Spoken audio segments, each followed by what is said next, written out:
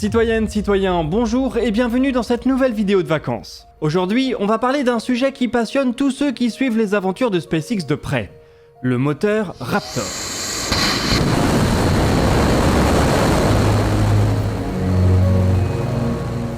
Vu de loin, il ressemble à tous les moteurs fusées qu'on a l'habitude d'observer.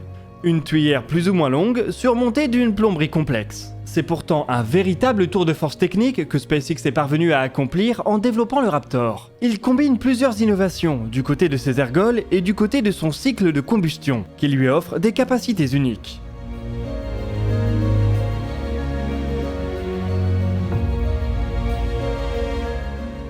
La première de ces innovations est en train de s'imposer dans de nombreux lanceurs. Il s'agit d'avoir recours au méthane en tant que carburant. Aucun moteur fusée brûlant ce gaz n'a jamais atteint l'orbite. Et jusqu'il y a peu, le méthane n'était pas spécialement considéré comme intéressant face aux excellentes performances de l'hydrogène, ou à la densité et à la simplicité du kérosène. En termes de performance attendue, le méthane se situe en effet entre ces deux carburants. Il est beaucoup plus dense que l'hydrogène, mais 2 fois moins que le kérosène. Un carburant dense permet de concevoir des premiers étages moins grands, et dont la structure est donc moins massive, ce qui aide à la performance de la fusée. Le méthane devrait aussi permettre d'atteindre une ISP théorique supérieure à celle d'un moteur au kérosène, mais inférieure à celle d'un moteur à hydrogène, ce qui est ici important pour la performance du second étage. Le couple méthane-oxygène se trouve ainsi particulièrement adapté aux fusées qui utilisent le même moteur au premier et au second étage. Il présente un bon compromis entre le kérosène et l'hydrogène en termes de densité et d'impulsion spécifique. Pour être liquide, le méthane doit être stocké à très basse température, mais pas aussi basse que dans le cas de l'hydrogène. Sa température d'ébullition se rapproche plutôt de celle de l'oxygène, ce qui simplifie la conception des fusées faisant appel à ces deux ergols. Les deux réservoirs n'ont ainsi pas besoin d'être thermiquement isolés l'un par rapport à l'autre, ce qui permet un gain de masse. Autre avantage, le méthane laisse beaucoup moins de résidus de combustion que le kérosène. Il n'encrasse pas autant le moteur, ce qui permet de réutiliser plus simplement celui-ci. Comme la réutilisation est à la mode, cela explique pourquoi de nombreux acteurs se tournent vers cette solution.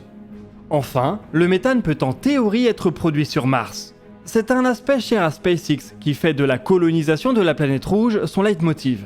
Un voyage aller-retour vers Mars est beaucoup plus simple à concevoir si on est capable de produire les ergols sur place.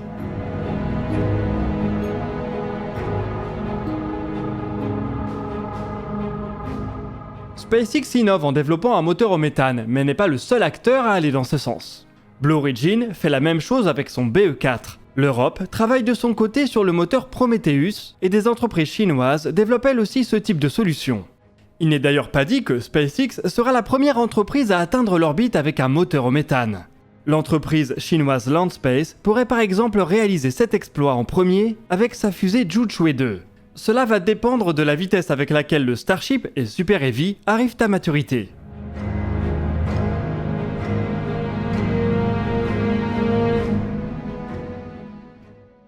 Mais le méthane ne constitue pas la seule innovation du Raptor. C'est du côté de son cycle de combustion que le moteur de SpaceX dévoile une architecture extrêmement audacieuse.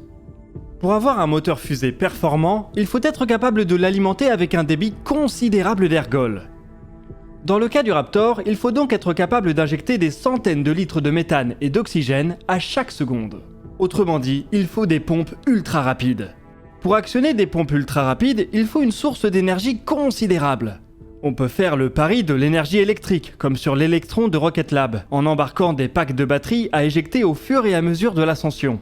Ces batteries pourront alors servir à actionner les pompes qui alimenteront les moteurs de manière adéquate. Pour un gros lanceur comme le Starship et Super Heavy, la quantité de batteries à embarquer serait monstrueuse et alourdirait énormément la fusée. Ce n'est donc pas une solution viable. Mais les fusées ont une source d'énergie très dense qui est parfaite pour alimenter leurs pompes. Il s'agit de leurs ergols.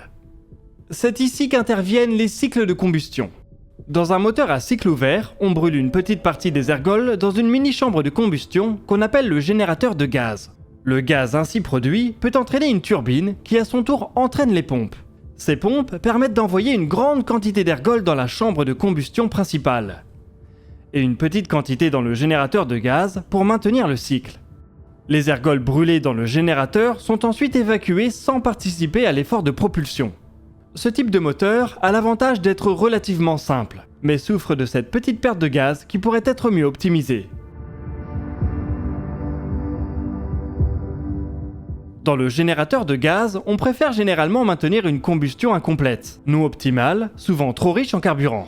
Cela produit moins de pression, mais aussi une température moins élevée, ce qui permet de maintenir en vie les pièces ultra complexes de la pompe pendant que le moteur fonctionne.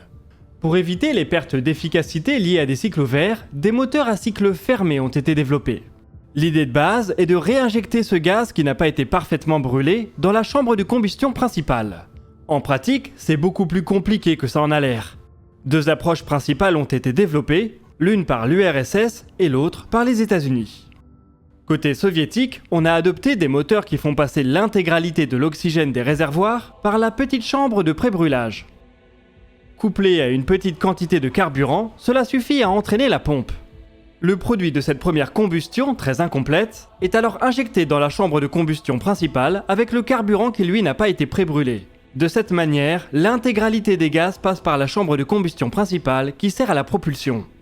Côté américain, on a imaginé pour la navette spatiale un système complexe avec deux petites chambres de pré-combustion. La totalité du carburant, dans ce cas de l'hydrogène, passe par ces chambres, où il est pré-brûlé avec une petite quantité d'oxygène. La majorité de l'oxygène atteint pour sa part la chambre de combustion principale sans passer par les pré-brûleurs. Les solutions américaines et soviétiques forment ainsi une espèce de miroir. L'une choisit de pré-brûler tout l'oxygène mais seulement une partie du carburant, l'autre choisit de pré-brûler tout le carburant mais seulement une partie de l'oxygène.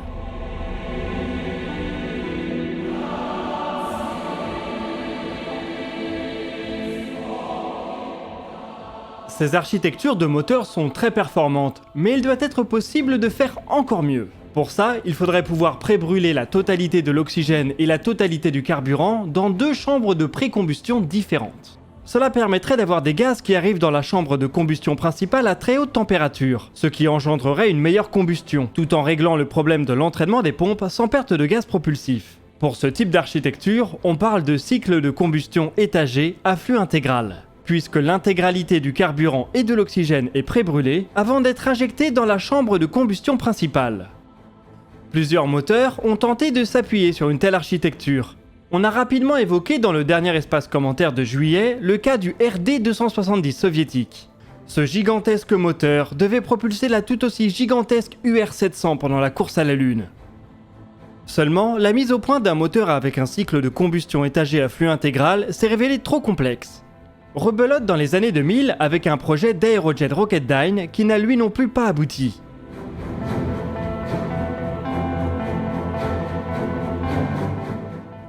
Et vous l'avez deviné, c'est finalement le Raptor de SpaceX qui a fait sauter ce verrou technologique. Il s'agit du premier moteur de ce type à être opérationnel. Et ce sera certainement le premier à atteindre l'orbite puisqu'il n'y en a aucun autre en développement. Pour y parvenir, SpaceX a dû s'appuyer sur des alliages de pointe, capables de tenir les conditions extrêmes d'une combustion surchargée en oxygène dans une des deux chambres de pré-combustion. Il a aussi fallu concevoir une chambre de combustion capable de résister à de très fortes pressions, entre 270 et 300 bars.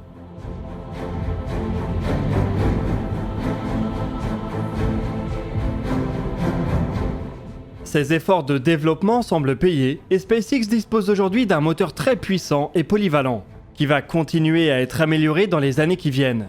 Dans quelques semaines ou mois, lorsque vous verrez une Super Heavy décoller, c'est donc une trentaine de ces bijoux technologiques qui seront en action. Un spectacle qui promet.